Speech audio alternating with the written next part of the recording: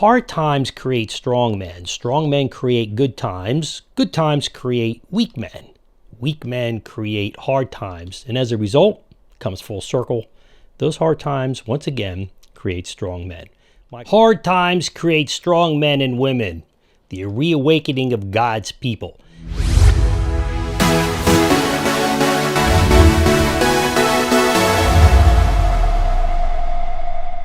Welcome back to Reason for Truth, everybody. I'm your host, Stevie Garofalo. You know this is Reason for Truth, where the truth always comes first. The reasons come last, but we're always and constantly learning. Because when we stop learning, we stop teaching.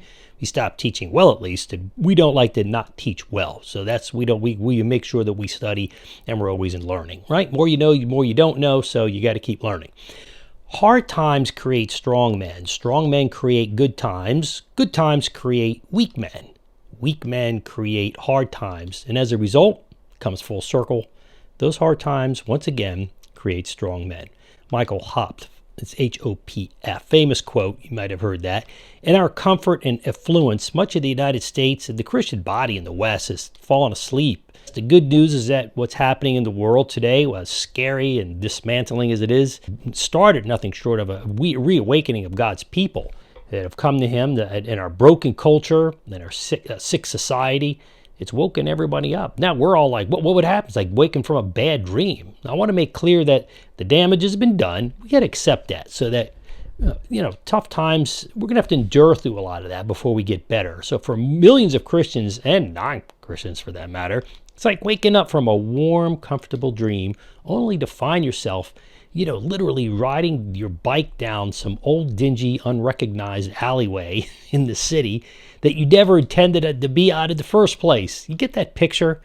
But there's good news in that, as the authentic Christians have now been awakened and in very serious, spiritual battles going on. It's being waged internationally before our eyes.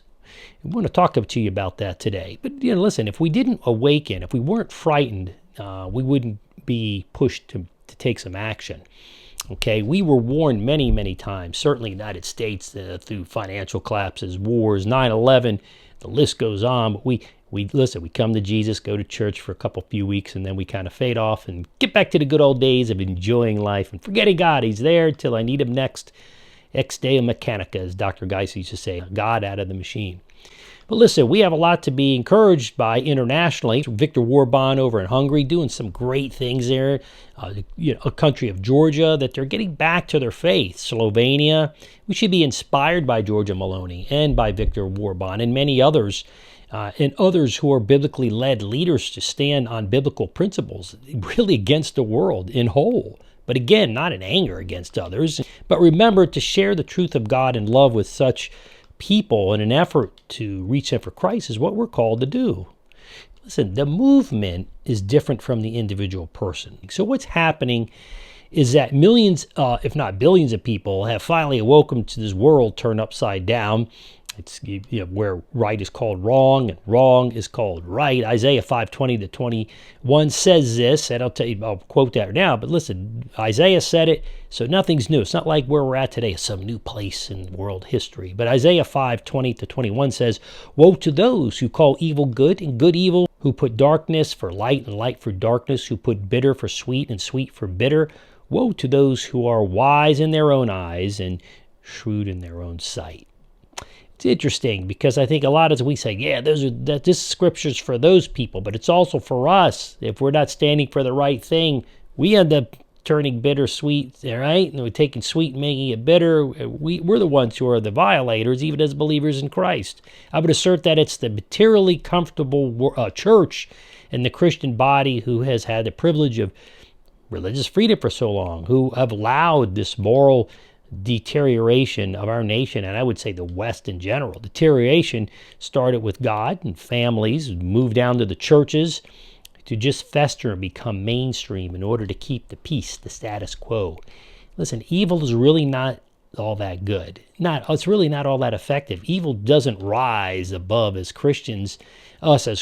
It's us Christians that are failing just to be salt and light. And it's to simply stand for truth. In the first place, it allows evil to go above our heads because we sink down. That's really what's happening. It's not really rising up. We're sinking down. But let's not be frustrated, but become resolute to change our world back towards God and his ways. And let's keep in mind that we didn't get here in a day. We're not going to get back in a day. Remember, hard times create strong men.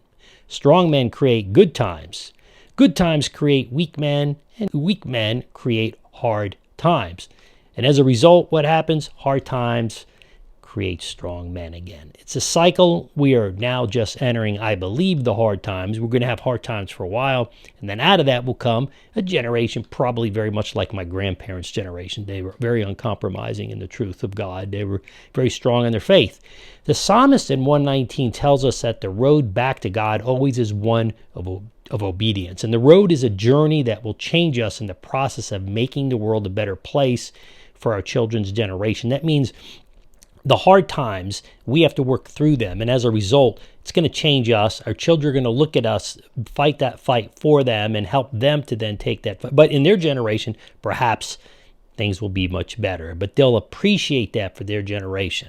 All right? That's the value of hard times. For example, Psalm 119, 1-8 says that because those who obey the Lord are blessed, the psalmist prays that he wouldn't be even more obedient. Verse 5. And in our modern culture, obedience is seen as some kind of degrading attribute, even within many who in Christian homes. But God demands obedience alongside his grace. So where do we start? Well, I'm going to leave that for part 2 of this particular series here.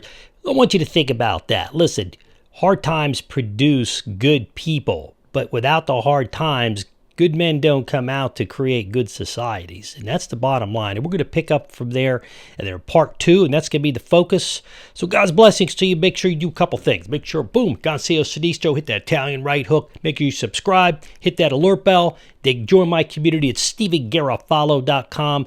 Make sure you do that and make sure you check out part 2. I'm your host, Stevie Garofalo, and this is your Reason for Truth for today.